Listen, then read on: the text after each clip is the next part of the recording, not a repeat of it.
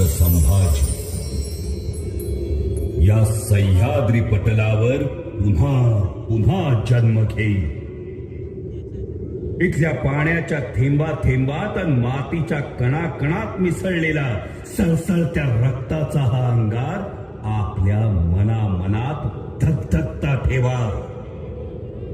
कारण अनाजी रूपी घरभेद्यांची कटकारस्थानं आणि औरंग्या रूपी असुरांची आक्रमणं वाढतच राहतील. या ना त्या मार्गानं विषप्रयोग होतच राहतील.